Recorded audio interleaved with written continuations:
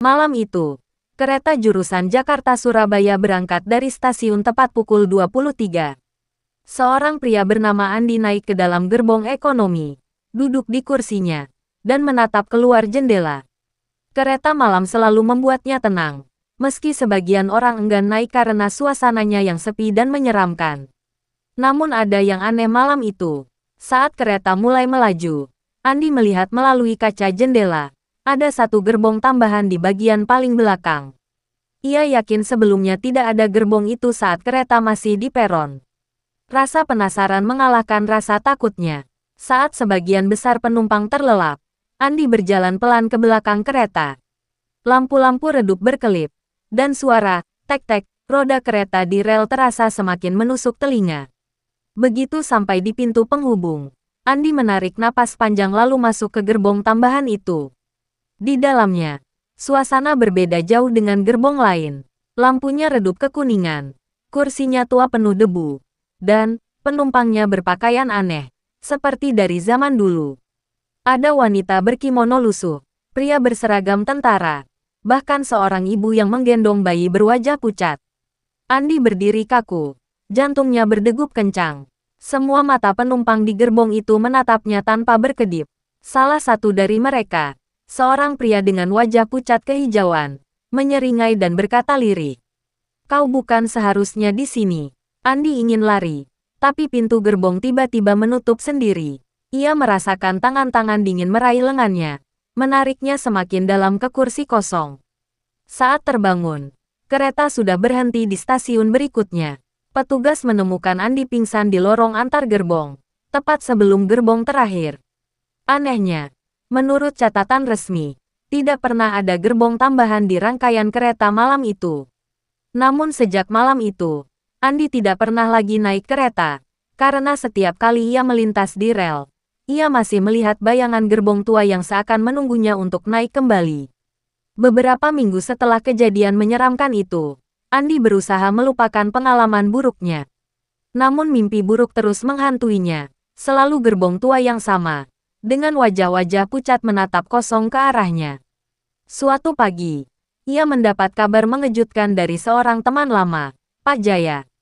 Dengan suara bergetar, Pak Jaya berkata, "Andi, kau tahu kereta malam jurusan Jogja-Jakarta? Anakku, Dimas, naik kereta itu kemarin. Tapi dia tidak pernah pulang." Andi langsung terdiam. Bayangan gerbong tambahan muncul kembali dalam pikirannya. Rasa dingin menjalari tubuhnya. Pak Jaya menceritakan bahwa saksi mata sempat melihat Dimas pindah ke gerbong paling belakang. Namun saat kereta tiba di stasiun tujuan, tak seorang pun melihatnya turun.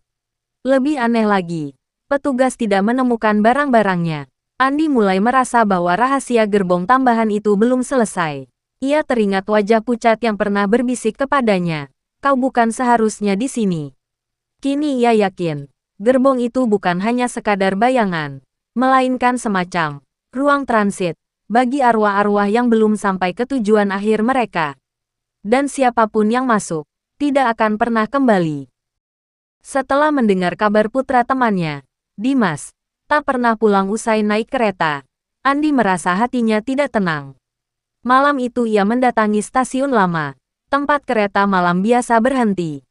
Di sana, ia bertemu seorang pria tua yang sedang duduk sendirian sambil merokok, mengenakan seragam lusuh dengan tanda masinis yang sudah pudar. Orang-orang stasiun memanggilnya Pak Damar. Andi memberanikan diri bertanya, "Pak, apakah Bapak pernah mendengar tentang gerbong tambahan di kereta malam?" Pak Damar terdiam lama. Matanya menerawang ke rel yang gelap. Asap rokoknya mengepul dingin di udara. Lalu ia berkata pelan, "Nak, kau bukan orang pertama yang melihat itu. Gerbong tambahan, bukan milik kereta manapun. Itu gerbong arwah. Gerbong yang muncul ketika ada penumpang yang tak pernah sampai tujuan hidupnya." Andi menelan ludah. Bulu kuduknya meremang. Pak Damar melanjutkan dengan suara berat. "Puluhan tahun lalu, ada kecelakaan besar di jalur selatan. Satu gerbong terguling ke jurang. Semua penumpangnya tewas, tapi konon, arwah mereka masih naik kereta hingga sekarang. Gerbong itu akan muncul bila ada yang dipanggil. Dan siapa yang masuk ke sana, biasanya tidak kembali." Andi langsung teringat wajah pucat yang pernah ditemuinya. dan kabar hilangnya Dimas. Jadi, kalau Dimas masuk ke sana, masih ada cara menyelamatkannya, Pak. Pak Damar menatap Andi dengan mata sayu, lalu berkata lirik, hanya orang yang dipanggil arwah bisa masuk dan keluar. Kalau kau memaksakan diri, bisa jadi kau juga tidak akan pulang. Hening sejenak, suara jangkrik malam terdengar semakin nyaring. Andi merasa tubuhnya bergetar. Kini ia tahu, untuk menemukan Dimas, ia harus berhadapan dengan gerbong terkutuk itu lagi. Tapi pertanyaan paling menakutkan masih menggantung di kepalanya. Apakah ia dipanggil juga? Sejak pertemuannya dengan Pak Damar, pikiran Andi tidak tenang. Malam itu ia pulang ke rumah dengan kepala penuh pertanyaan. Kenapa dia bisa melihat gerbong tambahan itu, padahal penumpang lain tidak? Apakah ada sesuatu dalam dirinya yang membuatnya dipanggil? Beberapa hari kemudian, Andi kembali menemui Pak Damar. Lelaki tua itu sudah seperti menunggunya di bangku stasiun yang sama. Nak Andi, kata Pak Damar perlahan. Kau penasaran? Bukan. Mengapa kau bisa melihat gerbong itu? Andi hanya mengangguk. Jantungnya berdegup keras.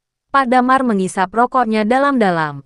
Lalu berkata, gerbong itu hanya terlihat oleh orang-orang yang pernah kehilangan sesuatu, atau seseorang, dalam perjalanan. Kata-kata itu membuat Andi terdiam. Ingatannya melayang ke masa lalu. Beberapa tahun lalu, ia pernah kehilangan adik perempuannya dalam sebuah kecelakaan bus saat perjalanan pulang kampung. Tubuh sang adik tidak pernah ditemukan. Wajah Andi pucat. Jadi, gerbong itu muncul karena aku juga masih menyimpan kehilangan. Pak Damar mengangguk pelan. Arwah-arwah itu tahu. Mereka mencari yang hatinya retak, yang masih ada lubang rindu dalam hidupnya. Kau dipanggil karena kau pernah ditinggalkan di perjalanan, sama seperti mereka. Andi terdiam lama. Kini semuanya terasa masuk akal. Ia bisa melihat gerbong itu karena hatinya masih membawa luka lama. Tapi jika benar begitu, mungkinkah ia juga satu-satunya orang yang bisa menolong Dimas?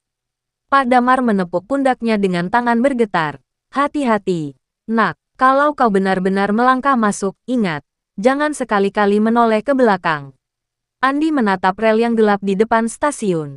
Dalam hatinya ia tahu, cepat atau lambat, ia harus naik kereta itu lagi. Setelah mendengar cerita dari Pak Damar, Andi semakin gelisah. Ia tahu, sendirian ia tidak akan mampu menghadapi gerbong itu. Maka ia mencari bantuan pada seorang ustaz di kampungnya, Ustaz Rahman, yang dikenal bijak dan tenang. Andi menceritakan semua yang ia alami. Wajah ustaz itu berubah serius. Menurutnya, gerbong tambahan bukanlah bagian dari dunia nyata, melainkan tempat arwah-arwah yang tidak pernah sampai tujuan terakhir mereka. Kalau kau benar-benar ingin mencari anak itu, ujar Ustaz Rahman singkat, kau harus membawa doa sebagai cahaya. Jangan biarkan hatimu goyah. Ustaz itu memberinya sebotol air doa dan sebuah tasbih kayu. Bukan untuk melindungi tubuhnya, tapi untuk menjaga niat dan keteguhan hati. Andi menggenggamnya erat. Dalam hati, ia tahu langkah berikutnya, kembali ke kereta malam itu. Malam berikutnya, ia berdiri di peron yang sunyi, menatap rangkaian panjang kereta yang siap berangkat. Di ujung bayangan, ia merasa samar-samar melihat bentuk gerbong yang tak seharusnya ada, menunggunya. Malam itu, Andi tidak sendirian. Ustaz Rahman ikut bersamanya, berdiri tenang di peron stasiun yang mulai sepi. Kereta malam berderak perlahan. Lampu-lampunya temaram, seolah menyimpan rahasia. Begitu mereka naik, suasana gerbong terasa berat. Beberapa penumpang terlelap, sebagian hanya menunduk tanpa suara. Di luar jendela, gelap malam menelan segalanya. Andi duduk gelisah, jantungnya berdetak semakin cepat ketika kereta meninggalkan stasiun terakhir sebelum jalur panjang dan sunyi. Saat itu pula ia melihatnya, bayangan gerbong tambahan, muncul samar di ujung rangkaian. Ustaz Rahman berbisik singkat, tenangkan hatimu. Jangan menoleh jika ada yang memanggil. Kereta terus melaju, suhu udara mendadak turun. Kaca jendela berembun. Dari arah belakang, terdengar suara langkah kaki, pelan, namun berulang-ulang. Seperti banyak orang yang baru saja naik. Padahal pintu kereta sudah tertutup rapat. Andi menggenggam tasbihnya. Matanya menatap lurus. Dalam kepalanya, Hanya ada satu nama, Dimas. Saat mereka mendekati pintu penghubung menuju gerbong terakhir, hawa dingin semakin menusuk. Suara lirih mulai terdengar, tangisan bayi, gumaman doa, dan tawa samar yang membuat bulu kuduk berdiri. Ustaz Rahman melangkah lebih dulu. Andi mengikutinya dengan napas tersengal. Kini, hanya satu pintu yang memisahkan mereka dengan gerbong tambahan. Pintu besi di ujung gerbong berderit pelan. Udara dingin menerpa wajah Andi saat daun pintu itu perlahan terbuka sendiri, seolah mengundang mereka masuk. Cahaya di dalam berbeda dari gerbong biasa. Lampunya kekuningan redup, kursinya usang penuh debu. Dan di sana, duduklah para penumpang yang wajahnya pucat, berpakaian dari zaman berbeda. Ada prajurit berseragam tua, wanita berkebaya lusuh, bahkan seorang ibu yang menggendong bayi tak bergerak.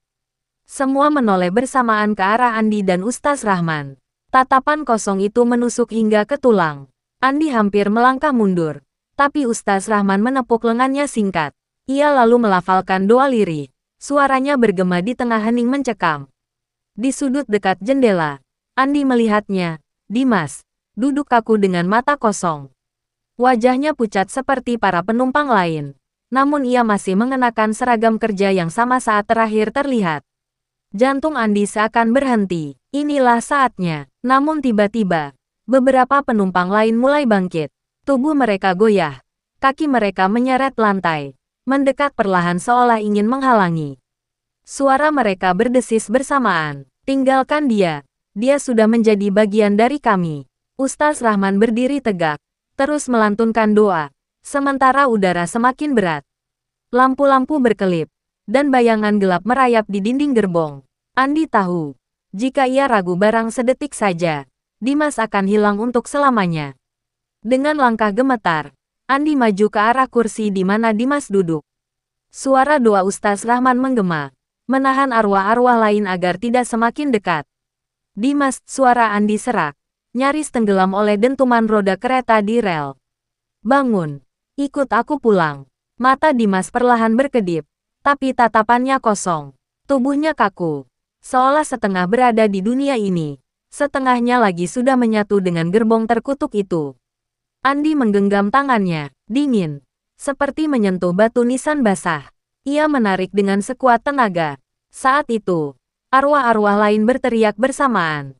Suara mereka melengking, memenuhi seluruh gerbong. Kursi bergetar, lampu berkelip, dan hawa dingin makin menusuk.